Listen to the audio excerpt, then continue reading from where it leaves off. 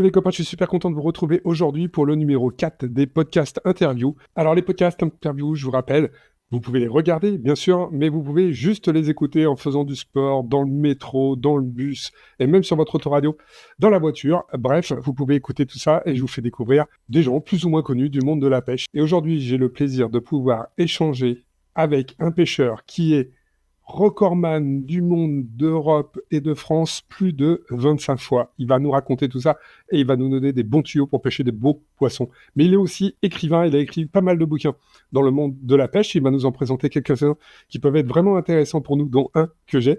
Et en plus de ça, il vient de devenir guide de pêche, donc il va nous raconter son aventure. Regardez bien cette vidéo et ce podcast jusqu'au bout, parce que vous allez voir, on va avoir quelques tuyaux pour aller pêcher de beaux poissons. En tout cas, moi, j'ai appris quelques trucs que je vais appliquer, que vous verrez sûrement dans les vidéos qui viendront bientôt. Je vous laisse regarder tout ça. Beau jeu les copains, ciao ciao. Salut Guillaume, je suis super content de te retrouver. On va parler un petit peu de toi aujourd'hui et de tout ce que j'ai pu un petit peu présenter là en amont. Donc voilà, le multiple recordman de pêche sur différents poissons, tu vas nous en parler. L'écrivain que tu es et puis ton nouveau projet qui peut, je pense, intéresser pas mal d'entre nous. Mais avant qu'on en arrive là, j'avais envie de te poser une question toute simple. Euh, Tu es qui, Guillaume? T'es arrivé à la pêche comment? C'est quoi un peu ton histoire de pêche, hein? Salut Fabien. Bon, d'abord, je suis ravi qu'on trouve enfin un créneau pour synchroniser nos agendas et se retrouver. Je suis vraiment ravi. Et bon, alors écoute, c'est l'histoire d'une vie en fait, c'est toute une passion. Je suis pas né pêcheur, j'avais pas de pêcheur dans ma famille, et j'ai découvert la pêche à l'âge de 14 ans, comme d'habitude, finalement un peu par hasard. À l'occasion d'une pêche sur un petit épi rocheux. Donc j'avais un ami et mon frère qui partaient à l'aventure. L'ami, lui, m'avait déjà pêché, mon frère pas du tout. Ils allaient pratiquer la pêche au cou, de l'éperlan, avec des petits morceaux de moule ou de verre. Si tu veux, j'avais une image un peu négative de la pêche. Pour moi, c'était un loisir un petit peu ennuyeux, tu vois. J'en avais pas forcément une image positive. Et en fin de journée, après cette partie de pêche, mon frère était vraiment... il y avait aussi ma cousine qui était là ce jour-là. Et ils étaient tous vraiment animés par cette journée. Ils ont vraiment adoré, passé un super moment. Ils m'ont donné envie. Donc le lendemain matin, j'allais en magasin acheter ma première canne de pêche au cou pour aller traquer les petits poissons sur les épis rocheux. Et on y retournait, et retournait, et retournait. Et là, j'ai attrapé le virus de la pêche sans vraiment m'en rendre compte, parce que j'avais beaucoup de loisirs très différents, beaucoup plus fun au niveau de l'image. Si tu veux, c'est l'époque où je lisais Surf Session, je faisais beaucoup de bodyboard, je pratiquais beaucoup la natation, et j'étais tout le temps sur la plage, mais pas du tout pour la pêche. Et là, la pêche a occupé une place prédominante dans mes activités. Et en accéléré, en gros, comme j'avais tout à découvrir et que j'y connaissais rien, je me suis mis à acheter un moulinet, à aller pêcher sur des passerelles ou des quais un peu plus en profondeur, des petits tacos, donc c'est des poissons qui grossissaient un peu par rapport à l'éperlan, puis du lançon, puis du maquereau, jusqu'à trouver le bar. Et là, c'est un univers fascinant parce que c'est un poisson qui est caractériel, qu'on peut prendre de plein de manières et qui est pas forcément facile à leurrer par rapport à un maquereau. Et je me suis mis à me documenter et à aller au bord de l'eau uniquement pour rechercher ce poisson.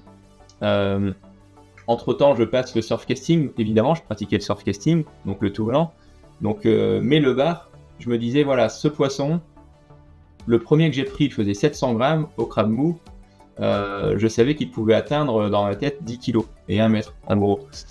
Et ça me fascinait vraiment, quoi. Je me disais, j'aimerais vraiment pouvoir toucher un jour un beau poisson. En tout cas, j'avais une belle marge de progression. Alors j'y suis allé avec acharnement, donc pour te situer un petit peu l'acharnement, j'avais un carnet de pêche où je notais toutes mes pêches, tous les jours. Je revenais de la pêche, je notais le coefficient, le vent, la lune, les marées, enfin les conditions, ce que j'avais pu observer. Je récoltais les appâts, j'allais pêcher au leurre, mais je notais tout en fait. Et notamment les conditions naturelles, quoi, météo, marée. Et sur le mois de juin 99, en rangeant, si tu veux, j'ai resitué, j'ai relu tout ça avec pas de nostalgie, mais beaucoup de bons souvenirs quoi, qui sont revenus. J'ai 31 pêches sur 30 jours, sur juin 99. 31 pêches, ça veut dire pas uniquement de la pêche au leurre, 3 quarts pêche à pas, 1 quart pêche au leurre. Ça veut dire aller récolter des appâts, donc des crabes mous, il faut aller crapahuter dans les cailloux pendant 3 heures, 3 heures et demie. Et après aller à la pêche. Ça veut dire que j'ai fait 31 parties de pêche où j'ai consacré quasiment toute ma journée à ça. C'est pour dire l'acharnement. Il n'y a aucune pause. Je consacrais 100% de mon temps à la pêche. Et j'ai pas fait ça tout le temps. Ça, c'était un mois exceptionnel. Mais c'est pour dire que la réussite aujourd'hui, elle est basée sur une expérience forte et un acharnement à comprendre, progresser, puis voilà, mieux lire l'eau, l'environnement, tout ça. Et un beau jour, je me suis mis à traquer, j'ai trouvé une clé pour débloquer un peu le compteur. Je plafonnais à l'époque, je mesurais pas, je l'ai pesé, mais je plafonnais à 2,7 kg ou 3 kg. Et je me suis mis à utiliser des appâts plus gros. Donc pour le coup, des macros entiers, des chinchards entiers, des vifs complets quoi, que je rebalançais, que je pêchais et que je rebalançais dans les blocs rocheux de la digue de Boulogne-sur-Mer où je pêchais beaucoup à l'époque. Aussi au pied des falaises, là où il y avait personne, parce que j'aimais bien aussi m'isoler un peu. Et un peu comme, si tu veux, à l'image d'Ange Porteux qui crapahutait, qui était tout seul finalement. Moi, j'allais beaucoup en dehors des sentiers battus. Et donc, en utilisant des appâts plus gros, je me suis mis à toucher moins de poissons, mais des beaux poissons. Et là, on approche des barres du bord, 80, 85, 90. Et là, j'ai trouvé les bons moments de marée au bon endroit, ce qui marche pas forcément partout. Chez moi, à Dieppe, quand je suis arrivé, j'ai mis en application la même chose. J'ai fait 3 journées de bredouille, quoi. Il faut trouver le bon endroit, le bon moment, des passages des poissons. Tout ça, c'est du temps. Et je me suis mis à toucher en moyenne des barres de 75-80 du bord. J'en faisais 1, 2, 3 par sortie de pêche avec ces techniques. Et en parallèle, si tu veux, pour résumer un peu ma vie de pêche, en parallèle, j'avais un site web sur la pêche, je publiais mes belles prises et ça a commencé à intéresser du monde. Et tout ça, ça m'a amené, ça a été un tremplin pour rentrer dans le milieu de la pêche finalement, puisque je me suis mis à écrire dans le magazine Pêche en mer il y a longtemps. Ensuite, j'ai travaillé au sein de la société CERT comme chef de produit pour Sakura, au lancement de la marque Sakura, pour créer les premiers leurres en marque propre et les cannes, en particulier pour la pêche en mer. Et après, je suis rentré chez Daiwa en tant que directeur marketing.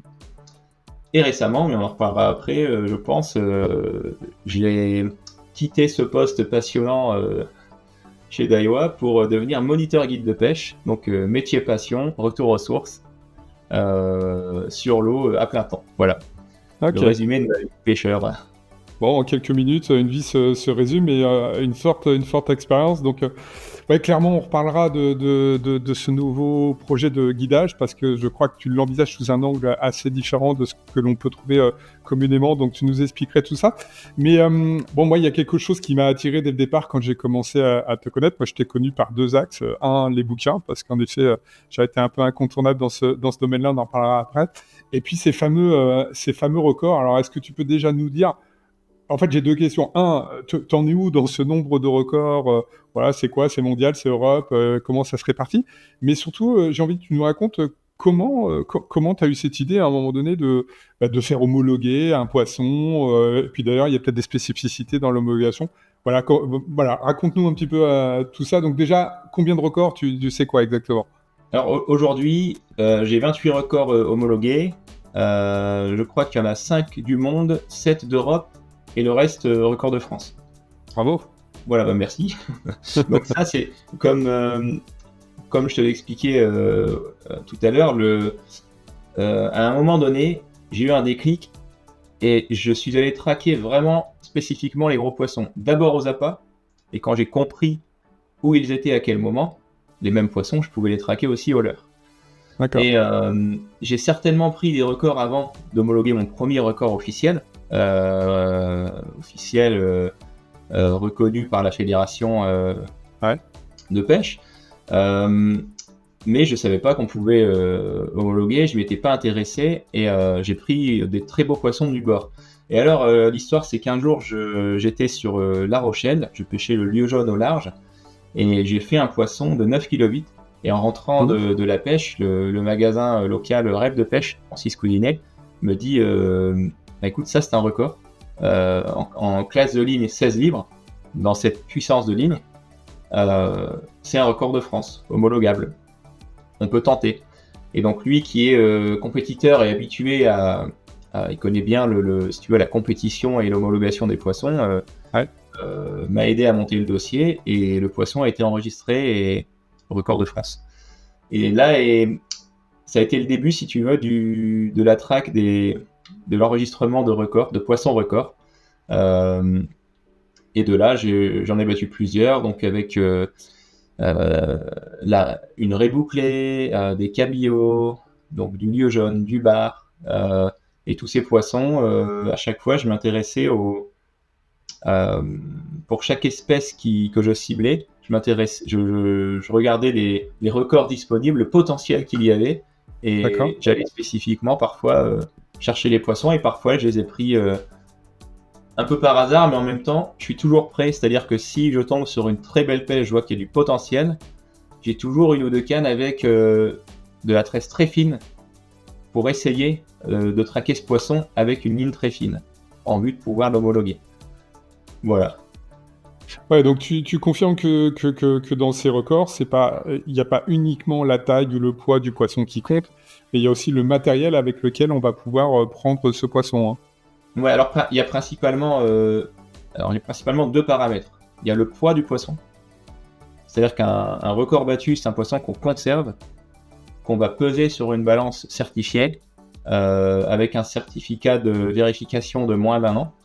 Donc c'est par exemple n'importe quel commerce, le boucher, la grande surface, tout ce qui est tous ceux qui sont sujets aux normes agroalimentaires ont une balance avec un certificat de moins d'1 an. Et donc il faut garder ce poisson. Et donc il y a le poids et ensuite la ligne, la classe de ligne, la résistance de la ligne. C'est-à-dire que en pêche sportive, on considère la finesse de la ligne. Si tu es capable de faire un poisson de 5 kg avec une tresse en 30 centièmes, bon, il n'y a rien d'exceptionnel. Si tu fais le même poisson avec une tresse en 6 centièmes, c'est déjà beaucoup plus difficile. Et donc il y a des classes de ligne pour chaque espèce qui sont cohérentes avec pour l'espèce. En l'occurrence, c'est pas les mêmes pour un black bass en eau douce que pour un marlin blanc.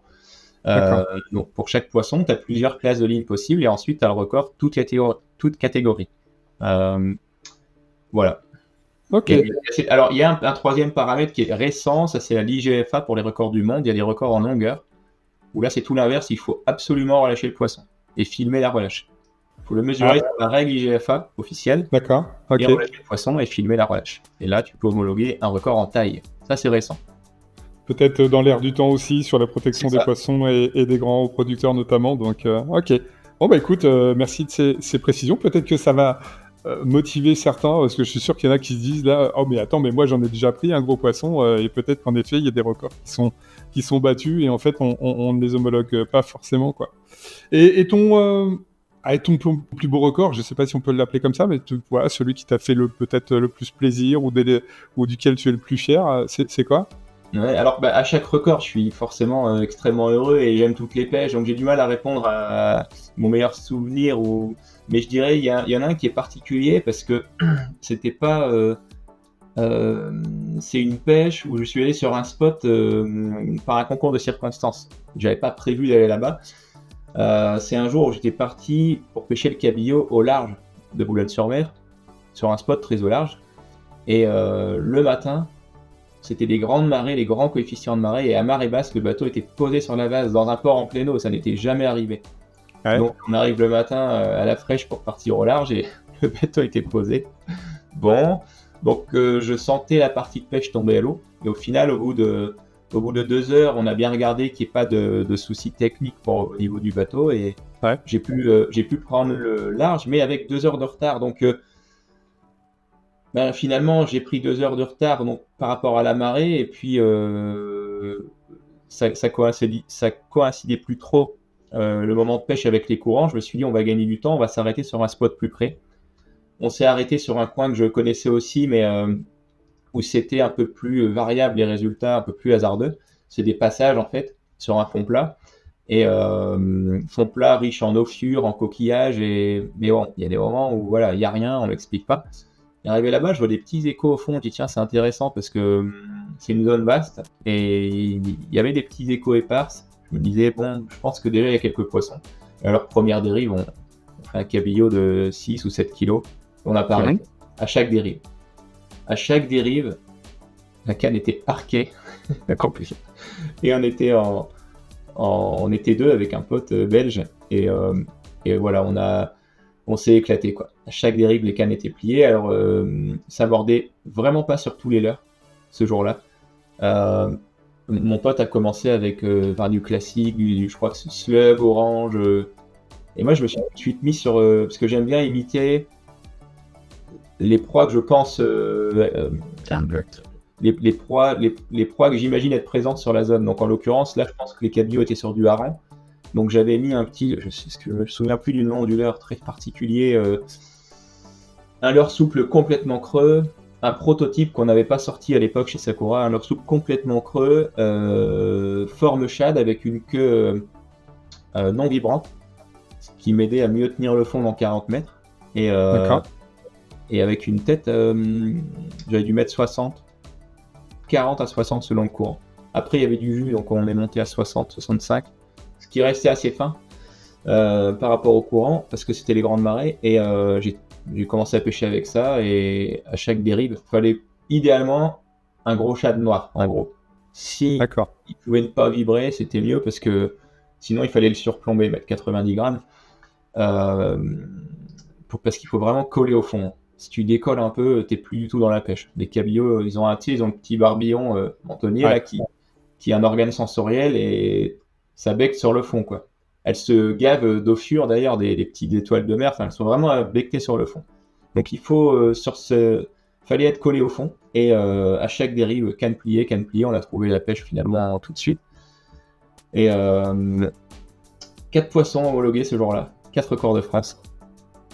Alors que finalement on n'était pas parti pour ça, on n'était pas parti sur ce spot là, et du coup c'est un souvenir vraiment savoureux, parce que c'est ce concours de circonstances d'un problème de la zone portuaire qui nous a amené à changer d'avis et rencontrer des très gros poissons, quoi. Le hasard de la vie fait souvent faire, souvent. En tout cas, on a des fois des très belles surprises en faisant ça. Moi, mon bas record, c'était en me trompant d'épave, en allant pêcher sur une épave. Et en fait, j'ai confondu 2 épaves, une où j'avais déjà pêché, une où j'avais jamais pêché. Et j'arrive sur celle où j'avais jamais pêché, croyant que c'était l'autre. Je descends, bas record aussitôt. Donc, comme quoi, voilà, je pense que ça nous est tous un petit peu arrivé ça, c'est magnifique. Un jour. C'est magnifique, parce que c'est quelque chose que tu n'aurais pas fait. Ah ben non. C'est sûr. Et comme quoi, il faut toujours se remettre en question et essayer des choses, quoi. Ouais. Pour le coup, là, moi, c'était une leçon aussi, parce que j'aurais jamais imaginé faire ça. Alors, ça a duré 4 ou 5 jours, l'euphorie et très gros poissons, puis après, on l'a plus eu, quoi. Donc voilà, c'est un coup de chance, hein. Il en faut dans la pêche. Ouais, ça se provoque un peu quand même, mais avec un peu de technique. Mais bon, globalement, ça aide. Ok. Bon, donc, multiples records du monde, et puis on voit ta passion, et puis on détecte bien dans ce que tu expliques, hein, ce côté hyper technique, quoi, hein, dès tes débuts, de noter les sorties de pêche, les conditions, les heures de marée, etc. Et c'est vrai que c'est comme ça qu'on apprend, en tout cas qu'on apprend notamment à être au bon endroit, au bon moment de la marée, et que des fois, les gens s'obstinent à vouloir prendre absolument un spot, sauf que le spot, il peut être bon pendant une demi-heure dans la journée, et pas plus que ça. Et c'est surtout ça qui s'affine avec l'expérience, quoi. Il y a beaucoup de paramètres, et tu peux complètement être à un bon endroit, mais pas au bon moment, et te dire ce coin-là est pas bon. Ça, c'est vraiment une généralité qu'il faut oublier. Tu peux être même faire beaucoup de navigation, te dire plus je vais aller loin, plus il y a du poisson, hein, c'est ce qu'on imagine parfois, ce qui est complètement faux, mais tu peux faire beaucoup de navigation, arriver sur un coin, il n'y a rien, je viendrai plus. Le coin peut mordre en baissant, et pas au montant. Exactement. Et pas au cœur du courant, plutôt à la cassure du courant. Ça, c'est compliqué. Hein. C'est compliqué, surtout pour quelqu'un qui sort 10 fois par an. Donc, je ne conseille pas forcément d'aller très au large, sauf si c'est pour le fun et qu'on a envie. Mais pour le résultat, il vaut mieux passer du temps sur des zones pas trop éloignées et voir au montant, au baissant, changer. Notamment quand on voit une petite détection et que ça ne mord pas, faut pas hésiter à faire varier les paramètres, le bon endroit, le bon moment et la bonne technique. Ouais. Exactement. C'est pour ça qu'on aime, je crois, la pêche. Ouais, on n'aura jamais fait le tour, c'est ça qui est passionnant. Bon, justement, puisqu'on parle de technique, tu as une autre corde à ton arc, c'est que tu écris beaucoup et depuis longtemps. Donc tu parlais tout à l'heure de magazine pêche en mer. Je sais aussi que tu écris sur des blogs sur internet comme pêche.com. Mais tu as aussi et surtout écrit pas mal de bouquins sur la pêche, des bouquins techniques. Personnellement, j'en ai lu quelques-uns. Et en fait, ma question était, est-ce que toi, tu as un bouquin préféré, toi, pour un débutant qui aurait envie de se trouver sa petite Bible qui lui permet justement de progresser vite en se faisant aider par quelqu'un. Tu conseillerais quoi ? Alors, ils sont tous écrits en... Moi, ce que j'essaye de faire quand j'écris des articles ou des livres, c'est de vulgariser un peu l'approche. C'est que ce soit le plus accessible possible. Donc j'ai envie de dire, ils sont quand même tous accessibles. C'est un débutant peut prendre en main, il sera pas perdu avec un jargon hyper compliqué sur un des bouquins parce que je les écris tous en me mettant dans la peau du débutant. Alors après, je dois les avoir pas très drôles. Celui-là, clairement, j'en ai fait 13 ou 14, hein, mais celui-là, pêche facile en bord de mer, si on avait un à choisir, s'il faut faire un choix, je conseillerais celui-là parce qu'il est... je l'ai écrit il n'y a pas très longtemps. Et c'est vraiment le fruit d'une réflexion pour simplifier à fond l'approche. Je me suis dit, quelqu'un qui veut débuter la pêche en mer, il a quelques espèces favorites, il aimerait bien faire telle espèce. Là, c'est 40 poissons, bas de ligne et nœud. Ça veut dire que tu joues au hasard, hein, le grondin, grande vive, enfin, je te montre, allez, je joue au hasard. Le maquereau, allez, on va dans le débutant. Le maquereau, tu veux pêcher le maquereau, tu as la présentation du poisson, les caractéristiques du poisson, la taille légale, taille minimum, maximum, les coins de pêche, mais vraiment le résumé. Et à côté, un montage type qui va bien pour cette espèce. Et l'explication du montage, son utilisation, le matériel, une petite astuce. Et l'animation quand c'est nécessaire. Et c'est vraiment un bouquin qui se lit facilement. Tu l'ouvres à n'importe quelle page, tu prends l'espèce qui t'intéresse, t'as le montage. Même, tu vois, sur toutes les pêches en mer, hein, la saupe en Méditerranée, t'as un montage type avec un appât qui va bien. Avec des astuces, voilà, la roussette, un montage surfcasting. C'est vraiment pêche du bord, 100% pêche du bord, et très accessible. Donc ça, c'est vraiment un bouquin que je conseillerais parce que il est facile à prendre en main. Si quelqu'un qui n'a jamais pêché va facilement l'aborder. Il coûte pas cher, il est à 11,50 € et à la fin, tu as tous les nœuds. Donc tous les nœuds de pêche avec les schémas. Et tout au long du livre, je prends encore une page, peut-être là c'est le merlan, le maquereau, allez, le maigre, on va sur le maigre. T'as le montage et t'as des petites flèches avec nœud universel, voire page 86, tu vas page 86, ton nœud. Donc c'est vraiment un résumé de chez résumé, petit format, pas cher. Ça c'est le livre, je pense, parfait pour le débutant. Ouais, très bien. En effet, ce sont des fiches complètes qui permettent vraiment de se repérer pour se faire ses premiers repères. Tu as alors peut-être laisse-moi qui rêve, mais tu avais pas une version bateau un peu similaire ? Ouais, mais justement, j'ai pris le deuxième c'est différent là. C'est vraiment la Bible, quoi, le gros ouvrage. C'est le Magnon de la pêche en mer. Là, il y a tout. Il y a bord bateau. Mais pour le coup, tu as tout le bateau en complément. toutes les espèces qu'on peut prendre en mer, toutes les techniques du bord, les techniques en bateau, tous les appâts, tous les leurres. C'est vraiment la Bible, quoi, de la pêche.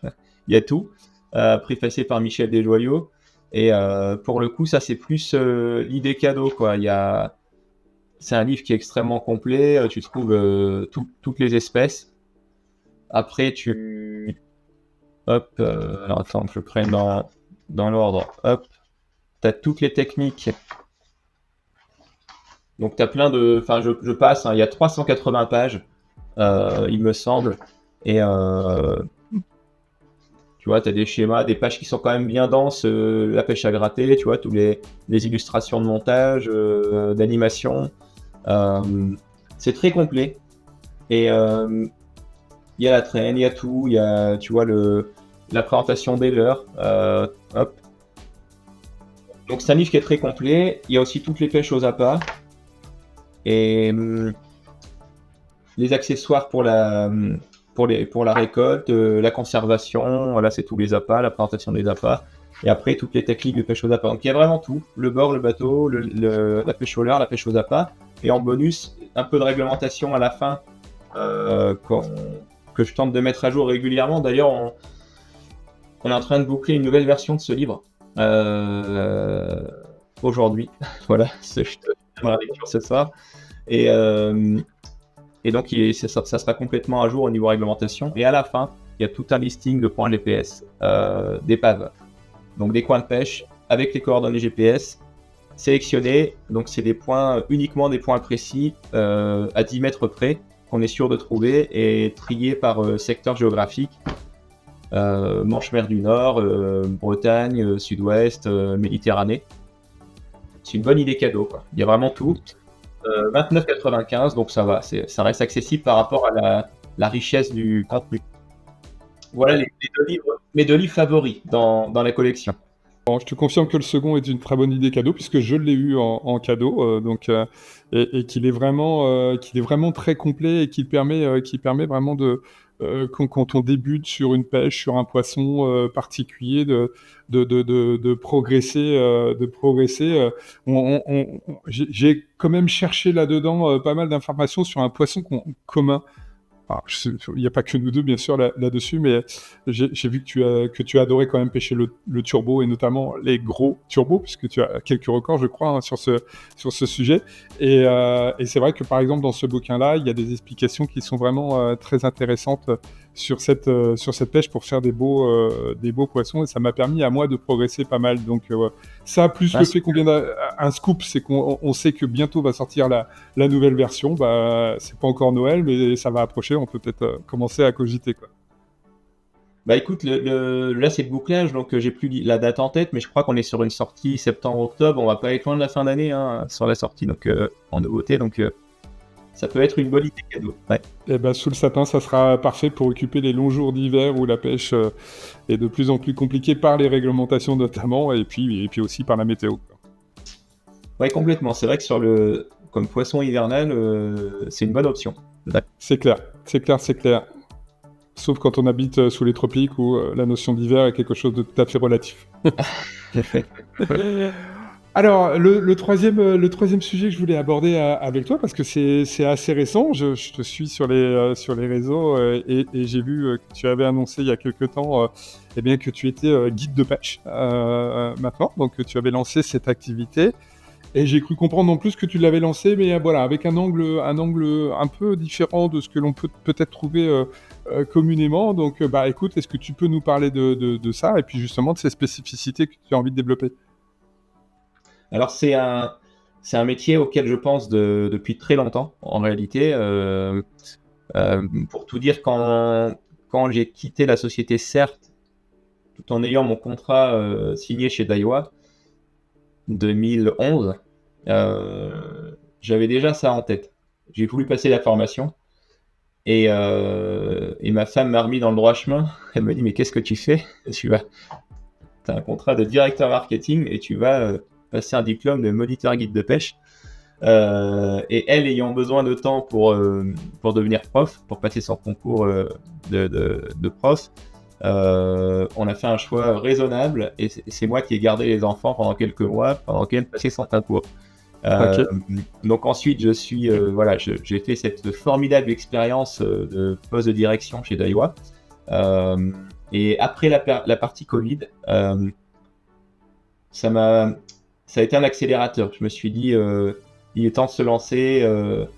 Il y a eu vraiment, je pense, pour beaucoup de monde, une période de pause, de remise en question.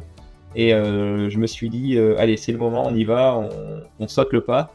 Et voilà, j'ai quitté l'aventure du poste en bureau pour passer ma formation et m'entraîner beaucoup. En fait, le but, c'était de monter une prestation très qualitative, haut de gamme. Si tu veux, je voulais pas me donner de droit à l'erreur. Je voulais vraiment optimiser au maximum du maximum, ce qui fait que j'ai pris 3 années pour aller à la pêche très régulièrement sur ma zone, pour avoir une meilleure connaissance de la zone, trouver les bons points de pêche, trouver les plans B en cas de difficulté, plan B sur la même espèce, plan B sur une autre espèce, travailler beaucoup sur les zones de pêche. J'ai passé un temps considérable sur mon logiciel Time Zero à peaufiner le quadrillage de ma zone, les coins de pêche.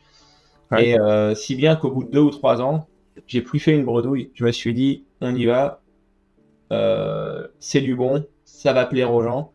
Et alors, c'est vrai que c'est un projet particulier avec sur un positionnement haut de gamme où j'apporte à la fois le résultat d'une pêche technique et aboutie, donc la recherche des beaux poissons comme je fais pour moi avec la même approche technique. Les clients profitent du résultat et en même temps le confort à bord. C'est-à-dire que je ne sors que par mer calme dans un beau bateau à cabine, le Barracuda 7, qui est full option. Il y a toutes les options à bord. Il y a le frigo, il y a le café, il y a l'eau douce, il y a les WC, il y a le pilote automatique, la caméra nocturne. Quand je pars de nuit avant le lever du jour, je vois comme de jour. Le radar détection d'oiseaux. C'est bien pour les chasses de bar et le thon rouge qui arrivent chez nous. Ouais. Il y a vraiment tout. Enfin, je m'éclate dans mon bateau et j'ai complètement personnalisé à l'occasion de ce nouveau projet. C'est-à-dire que j'ai enlevé les dossiers de mes sièges à l'avant. Il y avait 3 places assises. Je me suis dit ça va pas. Changement de bateau trop cher.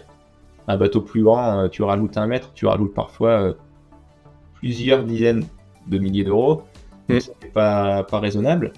Donc j'ai complètement adapté ce bateau pour pouvoir avoir 5 personnes assises, moi plus les 4 invités, parce que j'ai maximum 4 personnes, avec des meubles sur mesure, adaptés à la taille de mes boîtes à pêche. Donc voilà, tout est complètement personnalisé à l'intérieur. Tu as la machine espresso qui est sur coulisses. Tout est optimisé.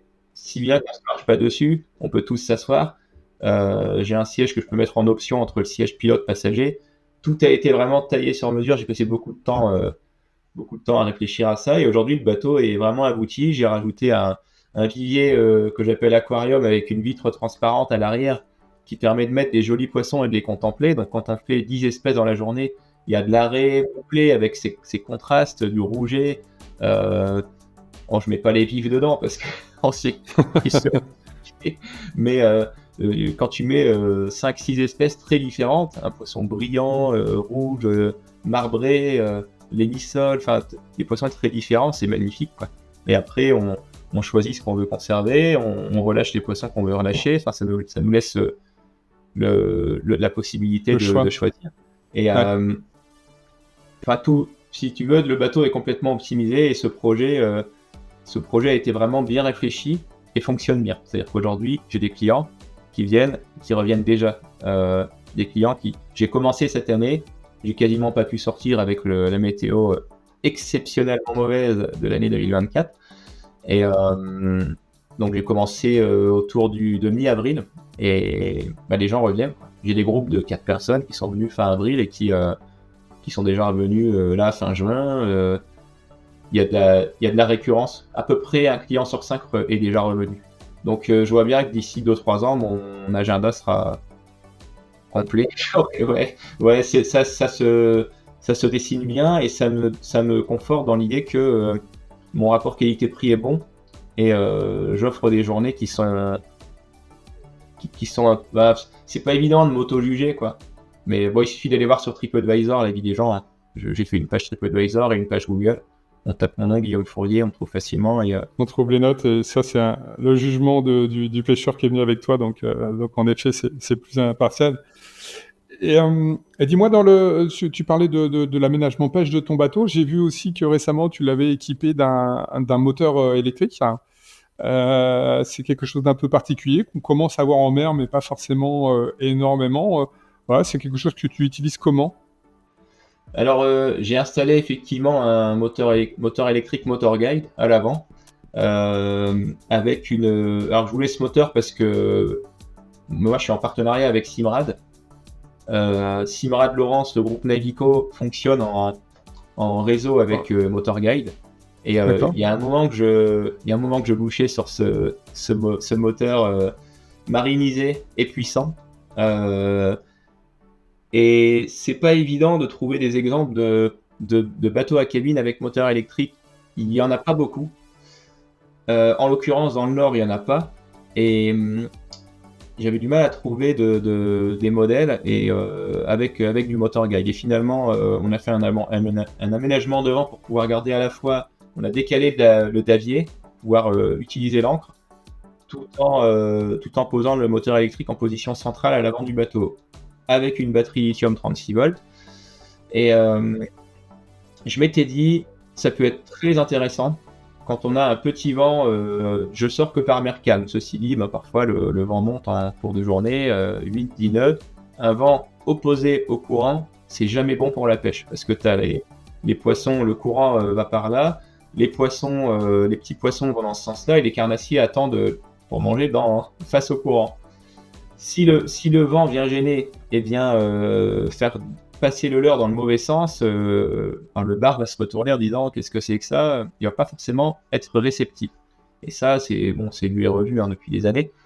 Je me suis dit, avec le moteur électrique, je pourrais lui dire tu vas aller dans le sens du courant à 0,8 nœuds, parce que c'est le courant qu'il doit y avoir en ce moment, et faire une dérive artificielle qui vient compenser le vent gênant.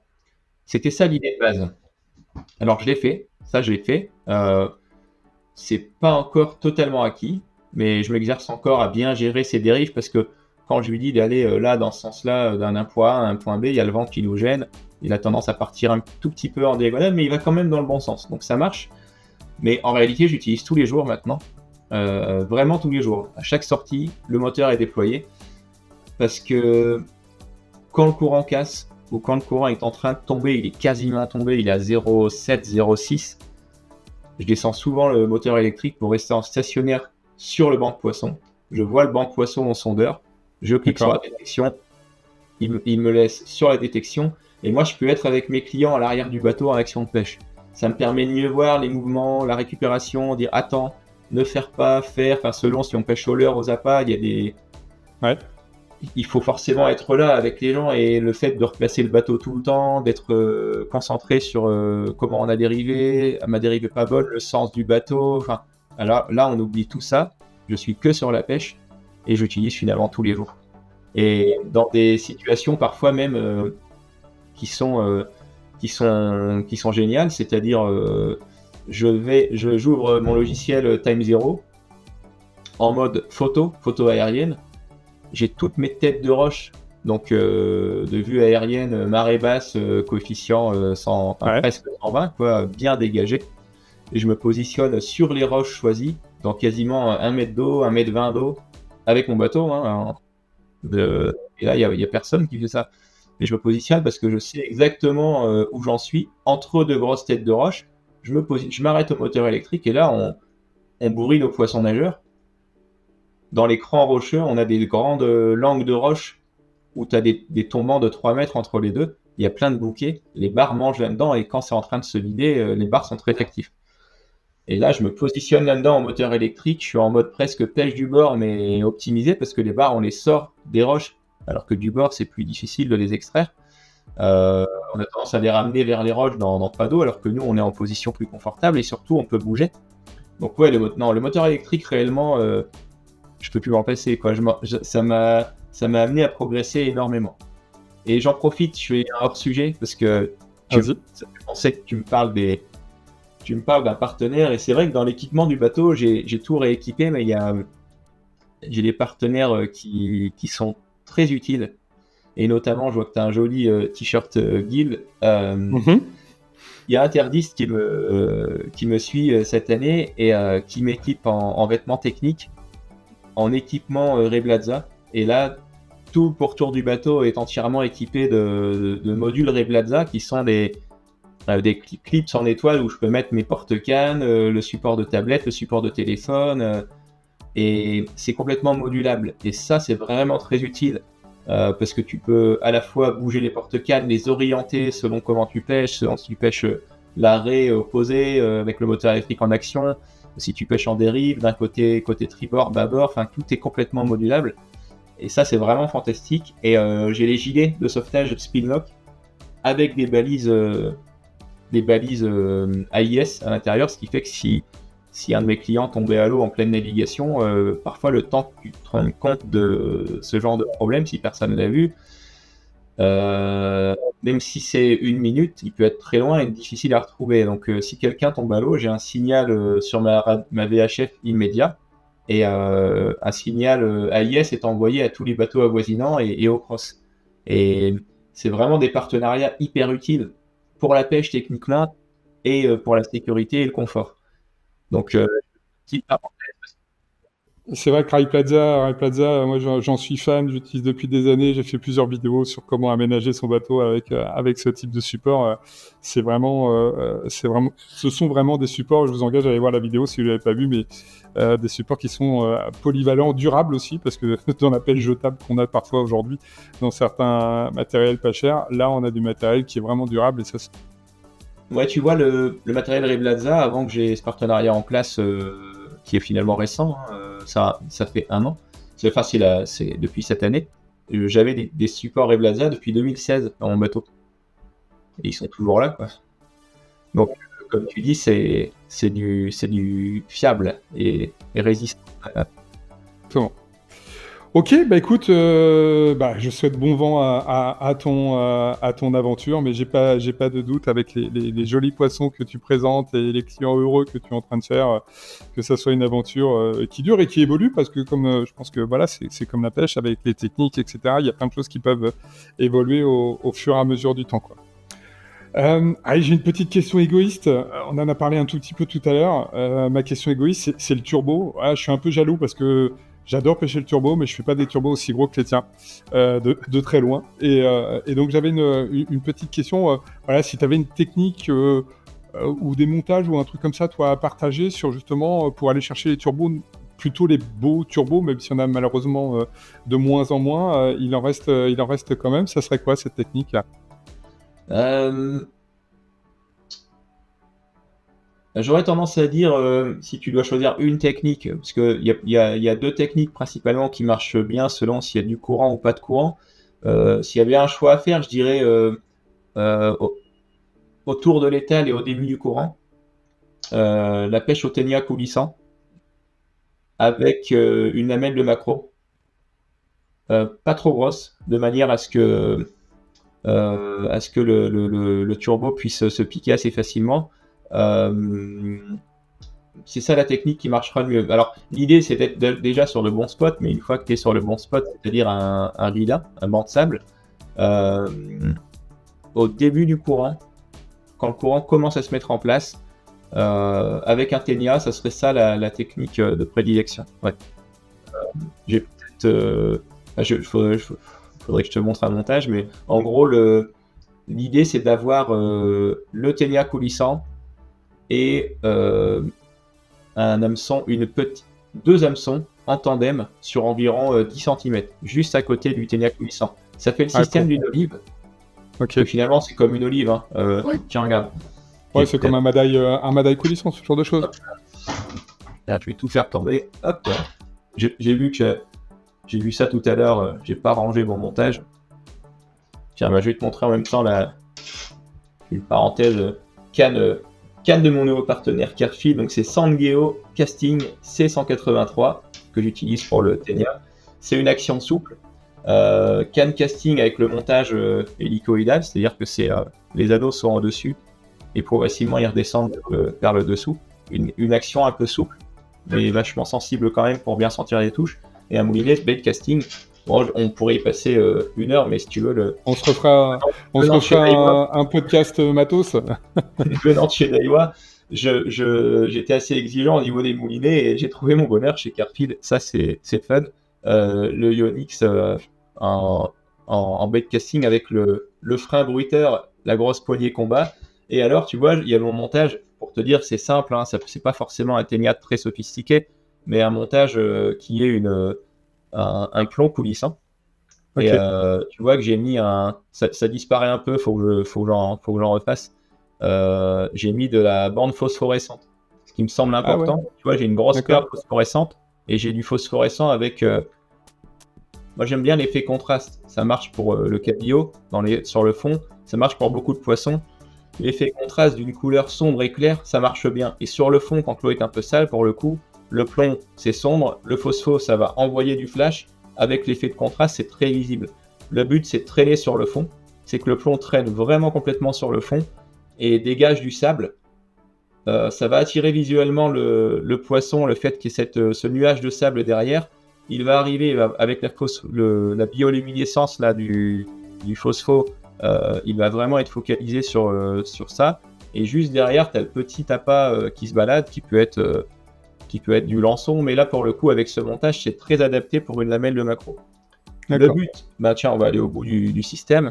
Ce qui est très important pour réussir, c'est que sur le premier hameçon, le plus proche du plomb, tu accroches ta lamelle de maquereau. C'est-à-dire qu'ici, premier hameçon, celui-là, tu accroches bien la lamelle de maquereau bien au centre. Tu fais si ta lamelle est découpée de travers, faut la jeter, il faut faire une lamelle bien d'1 centimètre de large, bien droite. Tu piques à 0,5 pile au milieu, ce qui fait que ça va pas tournoyer quand tu ramènes. Et il faut faire 1 ou 2 allers-retours juste sur la surface de l'eau pour regarder. Si tu vois que ça fait ça, il faut repiquer. Et donc quand c'est piqué bien droit, le deuxième hameçon, lui, il sert à rien au niveau de la tenue. On le pique au milieu du maquereau, mais il n'est pas forcément tendu. Il sert juste à piquer le poisson, lui. Mais c'est bien le premier le plus proche du plomb qui va tenir la lamelle bien droite. Une fois que c'est comme ça, tu vas avoir au fond... j'ai déjà fait des tests, j'ai fait plein de tests avant de trouver ça. J'ai mis une caméra sur le bas de l'île, j'ai regardé, j'ai vu les turbos attaquer, rater. Enfin, faut vraiment que le plomb dégage du sable et que l'appât soit bien droit derrière. Et ça, c'est efficace. Ça, début de courant, avec un plomb assez fort, même si le turbo peut monter pour chasser, parce que c'est un chasseur, c'est bien de gratter le fond. Gratter le fond, ouais. Et ça, okay. Ouais, c'est un montage que j'aime bien. Et quand le courant monte, là, tu peux passer un petit traînard 50 cm derrière un montage coulisseau avec un gros plomb. Et ce qui est important aussi, c'est sur un ridin, je sais pas si je peux bouger avec que ça marche. Hop là. On verra peut-être. Allez, j'ai de la longueur. Je vais te montrer là. Est-ce que ça marche? Tu vois, un ridin, il va être comme ça. Là, en l'occurrence, on est sur la manche. Le courant dominant montant, il est par là. Le courant baissant, il est toujours plus faible. Donc, le courant montant va façonner le ridin. Il va dessiner la pente douce. Et le courant descendant va pas réussir à contrebalancer. Donc là, tu auras le tombant. Et là, c'est le fond. Tac, tac. Et les turbos sont souvent ici, au début de la pente. Donc, faut insister ici. Et quand tu fais marée montante, faut pas hésiter à se mettre très en amont, de manière à être concentré là sur le premier tiers. Quand tu fais marée descendante, tu peux mettre à l'eau au début. Et c'est souvent en bas, voire même derrière, que tu prends les turbos. Voilà, conseil pour... Bon, bah écoute, je vais appliquer tout ça la prochaine fois que je rentre en Normandie et je te ferai une photo de mon poisson record, peut-être record de France, je vais m'attaquer à tes records, je vais noter tout ça. Je te le souhaite vraiment. Bon, on arrive à la fin, Guillaume. J'ai envie de te poser une question que je pose toujours à tout le monde. Est-ce que tu as une anecdote de pêche, un truc marrant, enfin voilà, un truc original qui te serait arrivé, que tu aurais envie de nous raconter? Alors ouais, j'ai plein d'anecdotes. J'ai plein d'anecdotes, mais bon, Il y en a trop? ouais, des dossiers dans le marché de la pêche Ouais. peut-être.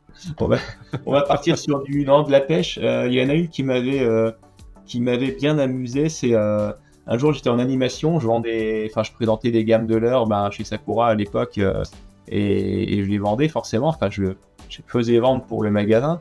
Et un client m'écoute, alors faut ceci, cela, les leurres. Il achète pour à peu près un beau panier, 300 € de leurres tête plombée. Il achète même la canne, le moulinet, la tresse. Il a fait la panoplie complète. Euh, moi, je suis pas forcément. J'étais à l'époque pas très à l'aise à l'idée de vendre, de faire le Ouais. forcing. J'étais plus dans le conseil, la passion, quoi. Il a un bon matériel. Moi, je me dis c'est très bien, au moins il est bien équipé. Le lendemain, je vais sur l'eau, je le croise, il était là. On avait fait des beaux poissons. Et au bout de, je sais pas, 10 cabillots, je vais le voir, je lui dis alors, ça marche bien le matériel. Ah ben non, on n'a rien fait. Et j'y fais pour avoir un peu la canne. Je lui avais même monté son fluoro et tout les leurres. Il me dit non, j'ai pas prise. C'est-à-dire que le mec, il a complètement équipé, mais il y croyait tellement pas qu'il est allé pêcher le bon poisson pour lequel il avait acheté ce matériel sans prendre le matériel.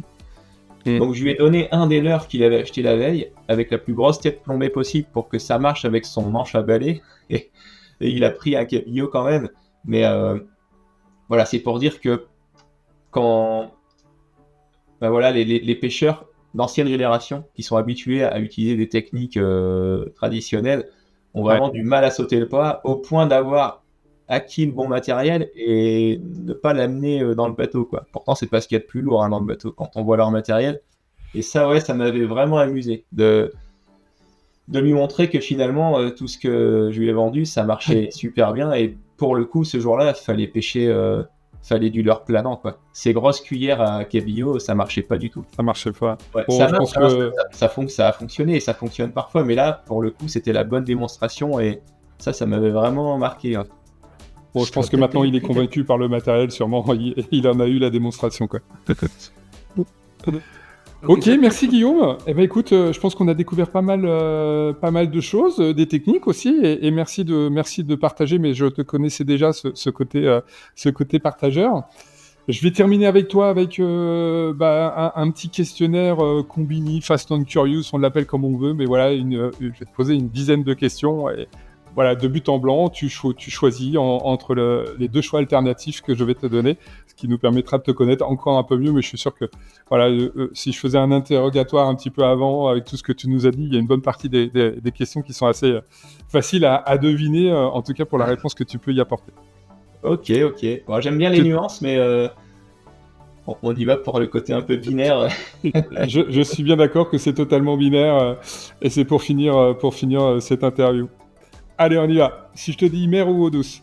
Mer. Voilà. Si je te dis Dieppe ou Étretat? Dieppe parce que j'y habite. Mais j'aime bien Etretat aussi. C'est Dieppe. deux très beaux endroits. L'heure souple ou l'heure dure? L'heure dure. Rock ou reggae? Reggae. Là, peut-être un peu plus compliqué à deviner. Bar ou turbo? Ah, ça, c'est pas facile. Plutôt bar, quand même. Plutôt bar, ouais. Il y a des sensations. Moi aussi, hein, j'adore le turbo, mais le bar, c'est un poisson un peu magique, hein. Pêche en Normandie ou pêche exotique? Écoute, pêche en Normandie. Bon. Ouais. Donc, ce qu'on fera, c'est... J'aime bien évidemment les deux, mais pêche en Normandie à choisir. Ce qu'on fera, c'est qu'on fera un match aller en Normandie ensemble avec toi. Et on fera un match retour en Martinique à l'occasion. Ah bah volontiers, tu vois. Pas mal comme programme. Ça me ferait plaisir. Un petit peu le soleil cette année. Ouais, je crois que vous en manquez, ouais. Bretagne ou Normandie? Franchement, je pense que je serais bien aussi en Bretagne. Maintenant, je suis normand. Normandie. Je suis d'accord avec toi, c'était juste pour que tu te fasses des amis bretons qui regardent beaucoup ma chaîne. Ouais. Ah bah Normandie. Pêche en traction ou pêche à gratter? Pêche à gratter. Pêche à gratter fine. Ah ouais. Là encore, entre traction et gratter, il y a tellement de nuances à apporter sur les deux techniques et sur le mélange des fois des deux techniques qu'on pourrait aussi passer beaucoup de